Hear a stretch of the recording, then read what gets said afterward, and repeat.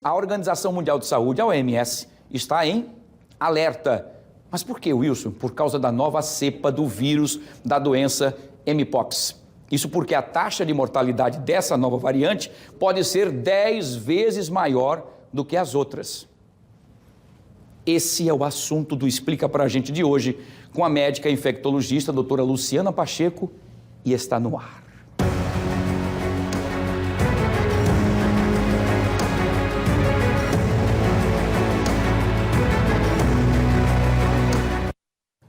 Vamos trazer essa informação importante para você com a doutora Luciana Pacheco, que está conosco aqui, né, infectologista, via live, para trazer informações importantes. Porque, doutora Luciana, essa nova cepa do Mpox tem o potencial de se espalhar globalmente, é isso? Podendo causar um estrago muito grande, como aconteceu, por exemplo, com a Covid, é isso? Boa tarde.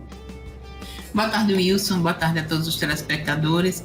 Wilson, durante a pandemia, em 2022, esse vírus, ele começou a sair daquela região da África onde ele já é endêmico, já se conhece essa doença desde a década de 60, foi a primeira notificação dela de 60 do século passado, né?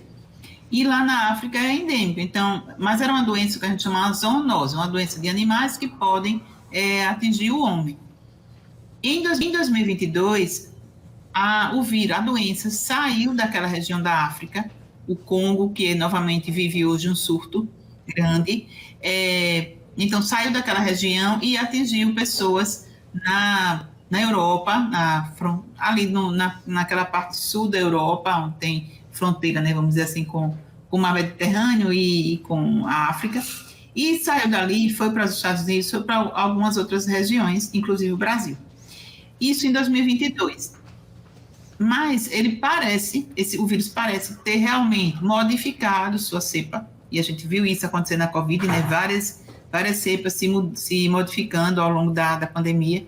E dessa vez, tanto no Congo, eles têm hoje um aumento muito grande de casos, como a transmissão pessoa a pessoa, que não se conhecia ser tão intensa como com os outros tipos de vírus, quer dizer, é o mesmo vírus, mas com as linhagens diferentes. E com uma transmissão, então, pessoa a pessoa, com uma capacidade letal muito grande e de transmissibilidade também. Então, quando acontece uma situação dessa, num determinado local, surge o alerta, e aí a Organização Mundial de Saúde está fazendo esse alerta, vai estudar essa possibilidade de transmissão muito maior do que o que ocorre hoje, mais naquela região africana, mas também em outras regiões do mundo. Então, essa é a grande preocupação para que, de fato, não haja uma situação como a gente viu acontecer com a Covid. É claro que a Covid, como tem transmissão respiratória, a forma de transmissão é muito maior. No caso da monkeypox, a transmissão é mais direta, de pessoa a pessoa, pele com pele, através daquelas lesões que faz parte do quadro clínico. É como se fosse a gente viu ali algumas ebuliçõezinhas na pele, enfim, tudo mais, né? Agora, doutora, até então era monkeypox, que significaria que era transmitido, inclusive, dos macacos, e depois causou um problema seríssimo da falta de entendimento de algumas pessoas, e acabaram matando esses macaquinhos que não tinham nada a ver com a história. Me parece que agora a transmissão é de homem para homem, já não entra mais o animal nessa transmissão, é isso mesmo? O animal, ele pode ser o reservatório, macacos, esquilos, alguns animais roedores, né, daquela região ali africana, eles parecem ser os reservatórios, e era muito comum acontecer isso nas pessoas que caçavam. Então, é um hábito comum, né, cultural daquela região, as pessoas caçarem, e ali, em contato com esses animais, eles se contaminavam. O macaco entrou aí de gaiato no navio, porque, de fato, a transmissão, ele pode ter a doença, mas a transmissão não é tão comum de homem para homem. Ou seja, não igual a febre amarela aqui, né? A gente não vê a transmissão, no caso da febre amarela, é no mosquito. E o macaco pode ser o portador, mas o mosquito é quem transmite para o homem. A monkeypox também, o macaco ele pode ter a doença, por isso que é chamada varíola dos macacos, mas a transmissão não é exclusivamente por ele, tem outros animais que são os maiores transmissores, e esse ato de caçar, de comer esses bichinhos, que aí lá não se come os macacos assim, é muito mais comum eles comerem esses outros roedores pareciam ser a forma maior de infecção. Agora começou a passar a ser interhumana, de pessoa a pessoa. Então existe muita relação com o contato sexual e que também não se conhecia nessas outras variantes, agora sim. Então por isso a preocupação é porque a transmissibilidade sendo dessa forma faz com que a possibilidade de um maior número de casos seja muito mais importante do que a forma com só o contato aí com os animais. Muito bem explicadinho, doutora.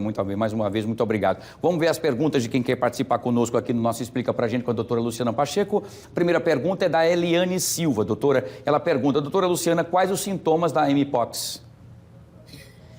Os sintomas são parecidos com a da catapora, né? A catapora que a gente conhece, que tem aquelas bolinhas. É um vírus, vamos dizer assim, parente da monkeypox, mas não é o mesmo, tá? Então, a pessoa pode ter febre, pode ter dor no corpo, pode ter gânglios no corpo todo, aquelas ínguas. E as lesões, que são lesões, umas bolinhas, como exatamente parecida com a da catapora, só que elas são mais firmes do que a da catapora. Elas começam mais nos membros, pode ter região genitália comprometida também nesse surto causado por essa variante diferente. E depois elas evoluem aí fica como uma pústula, uma espinha, para explicar assim, para que as pessoas entendam, e depois vai murchando e ressecando. Então, o principal quadro clínico. Muitas vezes essas lesões, elas deixam cicatriz, diferente da catapora. A catapora raramente fica uma ou outra cicatriz, mas não na intensidade da monkeypox, pode deixar cicatriz no local. E atualmente a gente sabe que é uma doença que tem alguns grupos que são mais vulneráveis. Os homens que fazem sexo com homens, né? Tem algumas saunas aí envolvidas nessa transmissão, essa prática, né? Que é muito comum na Europa. A gente não tem muito isso aqui, mas existe essa relação também. Perfeito, bem explicadinho, doutora Luciana. Vamos para a segunda e última pergunta de hoje. Quem quer participar desse bate-papo com a doutora Luciana, infectologista, é a Maria Júlia. Ela pergunta o seguinte, doutora Luciana, como essa doença é transmitida? Eu acho que a gente já explicou aí na conversa, né? Isso. Wilson?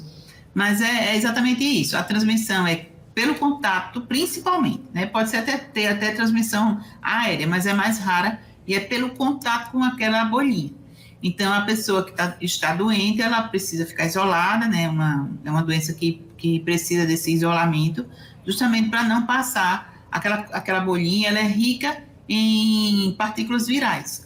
Então, assim como na catapora, a mesma coisa. A gente tem que ter catapora, quando a pessoa tem catapora, não deve ir trabalhar, não deve ir para a escola, precisa ficar isolado, porque tem essa transmissão e ali o contato com pele a pele, com aquela bolinha, pode ser a principal forma de transmissão. Contágio, né?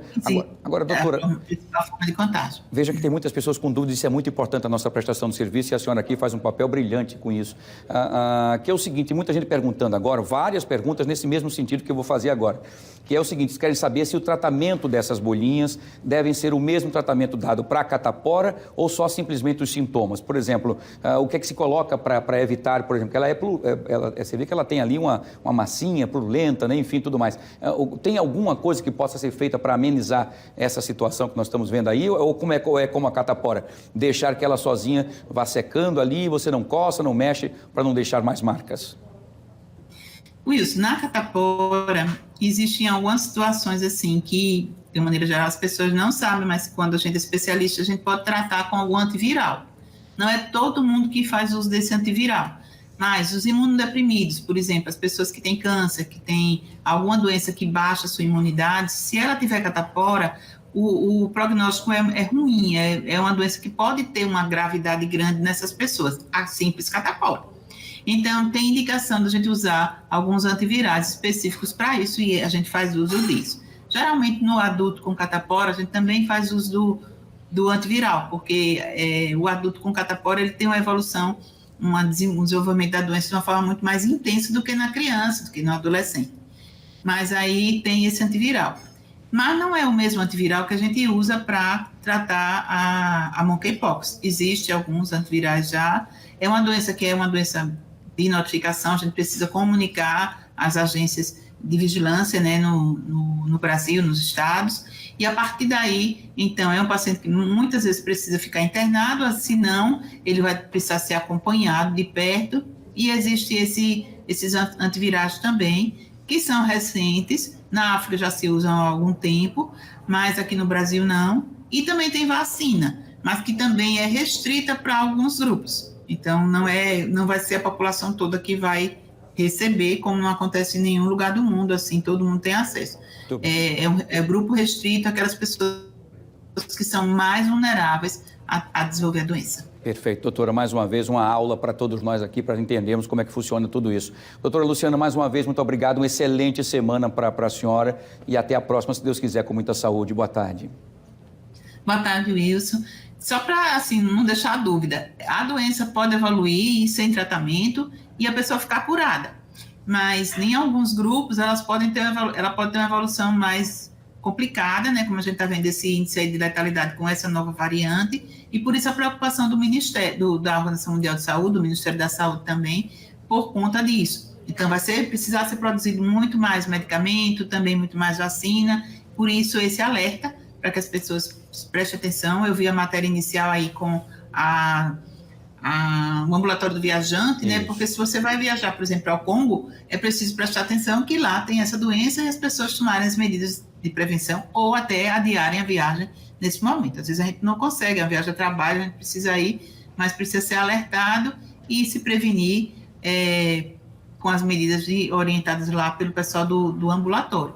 Então, nesse caso também, a gente precisa se prevenir. Alguém com contato suspeito, alguém com um caso suspeito, entre em contato com um atendimento médico, vai ao atendimento médico, porque a vigilância é acionada e as medidas aí efetivas de proteção e de tratamento adequado, se for o caso, precisam ser tomadas. Perfeito, doutora, excelente. Mais uma vez, uma informação importante. Obrigado, boa tarde, boa semana, com muita saúde para todos. Doutora Luciana, um abraço. Deus te abençoe. Tá aí, então explica pra gente, prestação de serviço pura para quem acompanha aqui ao nosso fenômeno Fique Alerta. Muito bem.